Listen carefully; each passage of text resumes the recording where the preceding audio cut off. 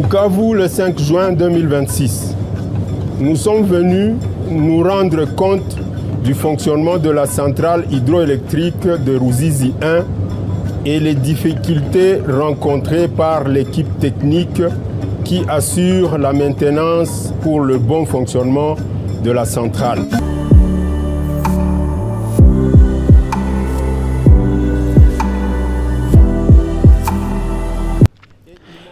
AFCM 23 yemeje kongera gukora urugomero rwa Ruzizi rw'amashanyarazi.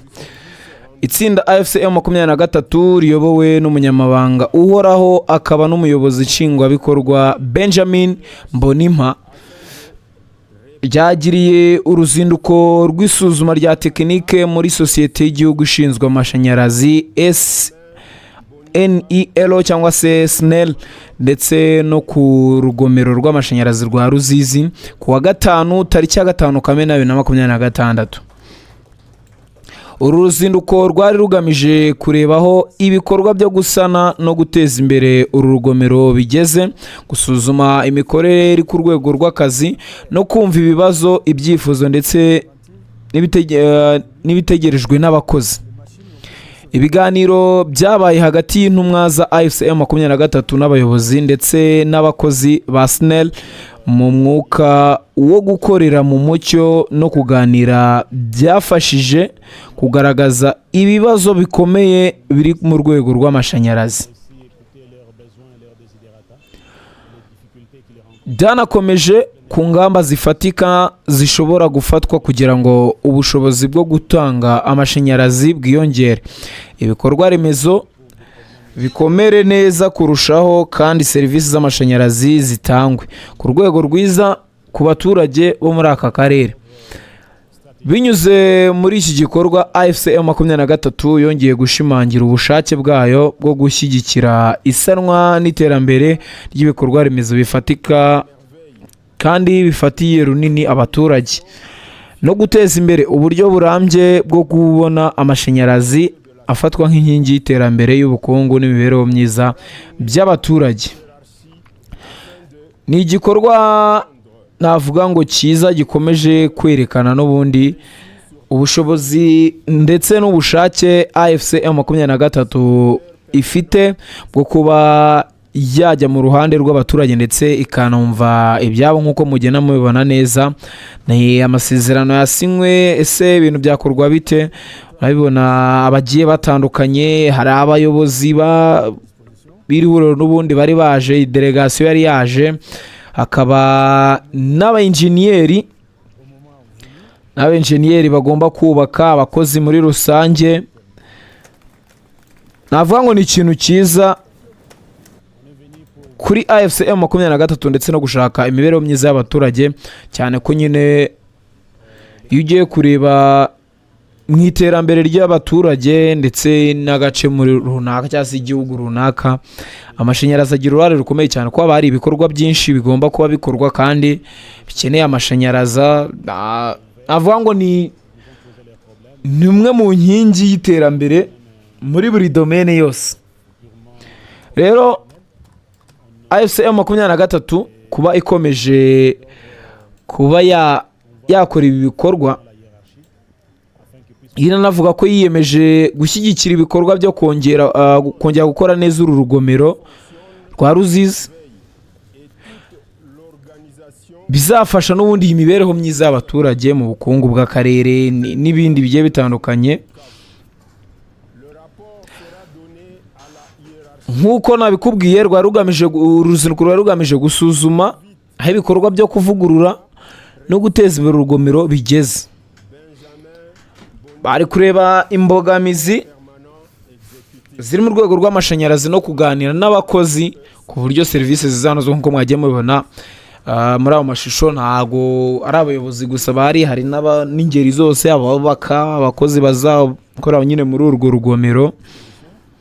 Avuga ngo ni ikintu cyiza. Abasesenguzi bavuga ko kongera ubushobozi bw'uru rugomero bishobora kugira uruhare mu kugabanya ikibazo cy'ibura ry'amashanyarazi kimaze igihe kigaragara mu bice bitandukanye by'uburasirazuba bwa Repubulika Iharanira Demokarasi ya Kongo.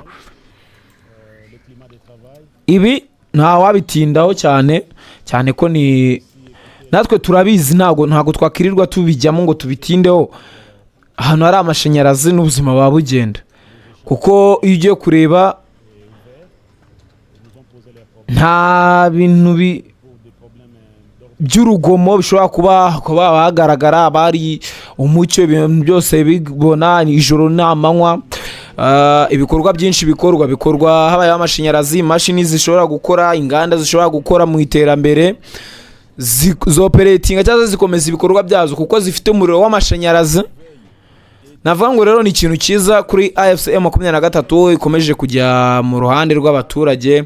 Twariho tureba ejo bundi bagirana amasezerano na OMS yuko bafasha nyine abaturage n'ubundi mu kurwanya ndetse no kwirinda iyi virusi ya Ebola iri hariya muri Congo. Kabuna bagiye kureba abaturage basenyewe mu bitero bigiye bitandukanye, babasuye ndetse bakanabafasha mu kugira ngo babe basana ayo mazu, bakabaha ibikoresho by'ubufasha kugira ngo bagaruke muri ubwo buzima busanzwe ndetse biyumvemo ko nta kibazo gihari cyangwa se ibintu byose bigomba kugenda neza. Navuga ngo M23 iri mu ngamba ndetse inagaragaza ko iri ku ruhande rw'abaturage ndetse bigomba no kuba byagenda neza. Ubwo twebwe turategereza turebe se uru rugomero ruraza kuba rwakorwa nk'uko babiteganya, se nk'uko babishyizemo imbaraga, bundi ibintu bigende neza. Ngo nuko twe tuzabagezaho ayo makuru naza nyine surubigeze ese ibikorwa birakorwa.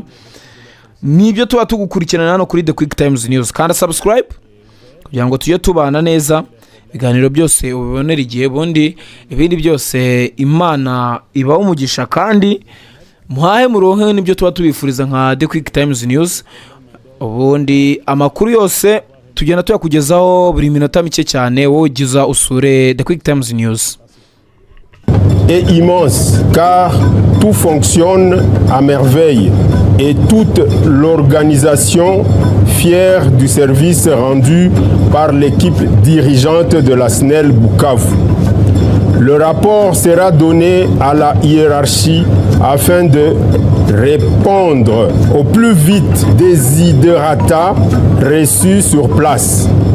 Benjamin Bonipa, secrétaire permanent exécutif.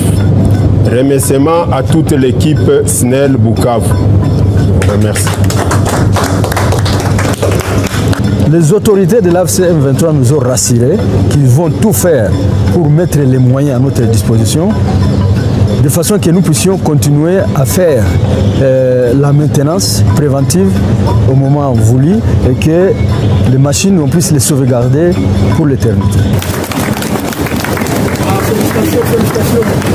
On est venu pour voir l'état des lieux de fonctionnement de l'entreprise de l'État, la SNEL, le climat de travail et l'environnement social, mais aussi écouter leurs besoins et leurs desiderata et les difficultés qu'ils rencontrent en plein exercice de leurs fonctions.